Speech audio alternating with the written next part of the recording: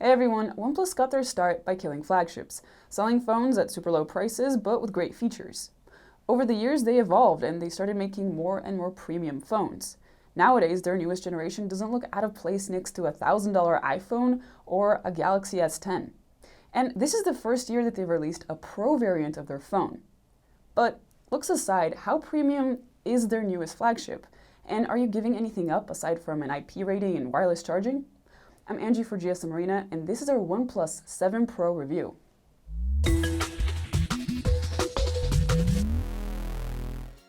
I don't think I've ever been this surprised at a OnePlus phone before. This one is the first that I've seen that doesn't look or feel like a OnePlus device. And in fact, when I first picked it up, I thought I was looking at the Mate 20 Pro. The OnePlus 7 Pro feels a little heavier than the OnePlus 6T, and unlike previous years, the screen has a subtle curve that makes the phone's tiny bezels look even thinner than they actually are. Personally, I'm a little split on this decision because while it makes the phone look svelte and elegant, it doesn't really add anything to the phone's experience aside from a little color shift on the edges of the screen. Really, it's an industry-wide trend that I find to be a little silly on any phone. You might have noticed that the super thin bezels aren't marred by a notch for the selfie camera either. That's because it's hidden on the top of the phone and it pops up only when you need it. The camera is rated for 300,000 uses, so the mechanism should be quite durable. OnePlus has said that the phone will use its gyroscope to sense if it's in free fall and retract the camera so it doesn't get damaged. However, if you push the camera in manually, you'll get a warning message telling you to stop doing that. The OnePlus 7 Pro still supports Face Unlock, and while it's not as instant as the one on the OnePlus 6T, the camera pops up quickly enough that you usually don't notice too much of a slowdown. However, since Face Unlock isn't the most secure, you can use the in-display fingerprint reader instead. It's much faster and accurate than the one on the 6T. This is because the sensor itself is slightly larger, there's a new algorithm, and there's also a new 3-element lens. Just tap on the lock screen and then tap on the fingerprint area and you're in. Also, thanks to the higher resolution screen, the unlocking animations look much sharper, although you'll have less time to enjoy them. On the back, the 7 Pro has a gorgeous matte gradient that transitions from indigo to blue. The phone has Gorilla Glass 5 on the front and back, and has an aluminum frame. Sadly, it's more slippery than previous years, so you'll probably enjoy the 7 Pro's looks for a few minutes, and then slap a case on it for easier use. Due to the phone's new curves, it also seems a little more likely to break if you drop it, so I wouldn't use it without one. While we're on the subject of durability, OnePlus has never wanted to shell out the money for an IP rating because they haven't wanted to pass down costs to consumers. However, a lot of their previous phones have been at least splash-proof. It's likely that the 7 Pro can handle a bit of rain, although I would hesitate to submerge it, especially with the new motorized camera. If you do decide to risk using it caseless, the phone picks up fingerprints pretty easily, but due to the frosty glass, they don't detract from its looks as much as they would on a shiny back. Looks aside, the buttons are as clicky as ever, and in classic OnePlus style, they've kept the super useful alert slider. What isn't very classic OnePlus, however, is the significant upgrade in the display. Not only is this the first time a OnePlus phone has a QHD resolution, but it has a 90Hz refresh rate, which makes the already speedy Oxygen OS feel impossibly buttery. Hopefully the rest of the industry follows, because after using it for a while, regular 60Hz displays feel a little underwhelming. Of course, not all apps support higher refresh rates, so your mileage will vary, and you can always go into settings to choose 60Hz and save in battery. The 6.7-inch Fluid AMOLED display doesn't disappoint in other areas either. Colors are very accurate in natural mode, and the vivid color calibration is even more pleasant, although with slightly more bluish whites. The display reaches 436 nits of brightness when adjusted manually, and up to 616 nits when set to the adaptive setting, which translates into average sunlight legibility. At night, however, there's been a significant improvement with Night Mode 2.0. This reduces bluish light in the evenings and can now lower screen brightness to under 1 nit. The sliver of a speaker on the top bezel and the downward-facing one on the bottom combine to make a stereo setup that's noticeably louder than the 6T and has pretty good audio quality. At max volume, and with certain songs, the audio got a little tinny with treble, but otherwise the sound is richer compared to previous generations. I'm setting fire to my lungs to catch a kiss with the cyanide under my tongue. And it'll kill me, so let it kill me. If you get a dongle, since ours didn't have one in the box, Sound through headphones is excellent, and if you have high-quality Bluetooth headphones, there's also LDAC streaming. When the screen has the 90Hz refresh rate turned on, it has a pretty good endurance rating at 85 hours. If, however, you switch it to 60Hz, endurance jumps to 92 hours. We got about 15% more screen on time with our web browsing tests in particular. Of course, if your phone dies, there's a new 30-watt warp charger that can get your phone from 0 to 50% in half an hour. The OnePlus 7 Pro is running Oxygen OS 9.5 on top of Android Pie. Oxygen OS has long been one of the best implementations of Android, if not the best. It's a minimalistic UI with zero bloatware and only a few well-thought-out tweaks here and there that actually improve the user experience.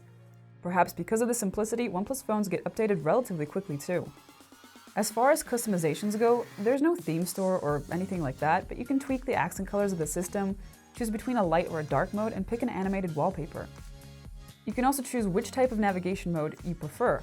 There's navigation buttons, a pill mode, and of course, gestures, which along with a refresh rate make everything feel as though it's flying by. There's a OnePlus shelf when you swipe left from the home screen, and you can set shortcuts and access widgets like the parking location service or the new Zen mode.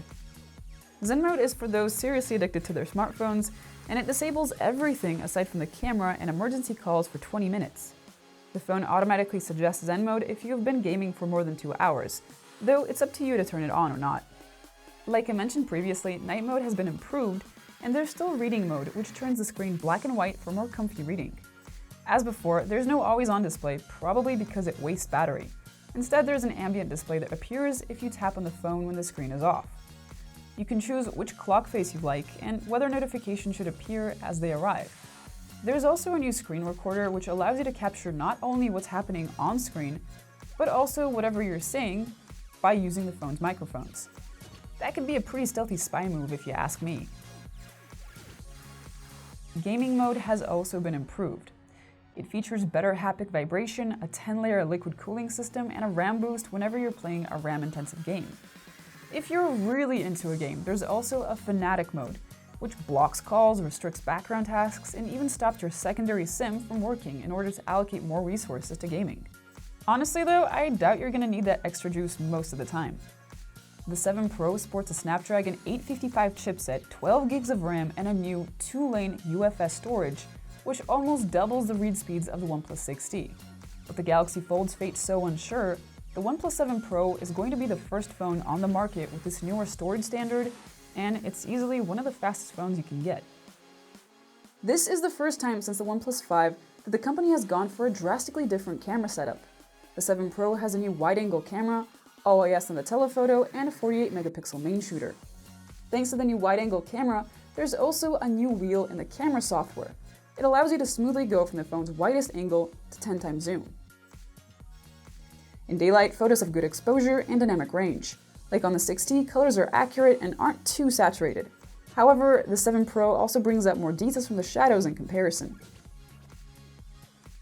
Quality-wise, photos from the main camera aren't too different from what the Galaxy S10 and Huawei P30 Pro produce. Shots from the ultra-wide camera, however, aren't quite as good. Colors are duller and there's quite a bit of distortion. At least shots from the telephoto were better than before, thanks to OIS. Photos were clearer and there were more resolved details in comparison to previous generations, although there was still a bit of noise. Portraits from the 7 Pro were great. However, unsurprisingly, there were still some imperfections when it comes to hair.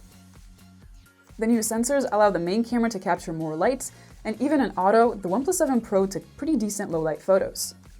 There's also a nightscape mode that stacks multiple images to combine exposures for a single clear shot. However, while this mode allowed the 7 Pro to pull more details out of the scene, competitors like the Pixel 3a still have better lighting, more vibrant colors, and even more detail than the OnePlus.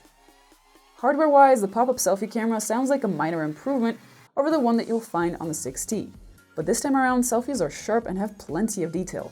Dynamic range is good, and HDR does a great job of balancing tones and exposures when taking photos in challenging lighting conditions. 4K videos recorded with the 7 Pro are excellent. Detail is good, colors aren't over the top, and there's no noise. The dynamic range is pretty nice too, although we notice some loss of detail in the shadows. Really, the 7 Pro's biggest flaw is that you can't shoot videos with the ultra-wide lens. Videos in Full HD are just as good. Of course, there's a noticeable loss of detail, but the overall processing is the same. We noticed a prominent sharpening effect, but it seems to help with general video quality. The OnePlus 7 Pro has shaped up to be an extremely premium flagship. Like I said in the beginning, it doesn't have an IP rating or wireless charging, but it not only has the looks, but everything else that you really need for a great phone. It has amazing performance, a great UI, insane fast charging, great battery life, the fastest storage you'll find on the market, a killer screen, and a good camera. That last point has always been the Achilles heel of OnePlus phones, but this camera is plenty good. If you're obsessed with photography and videography, there's better camera phones out there, but if you're just uploading the occasional photo for Instagram or taking photos while on vacation, the 7 Pro has your back, and I wholeheartedly recommend it. Thanks for watching. If you enjoyed this video, hit the like button down below, subscribe, hit the bell icon, and I'll see you next time.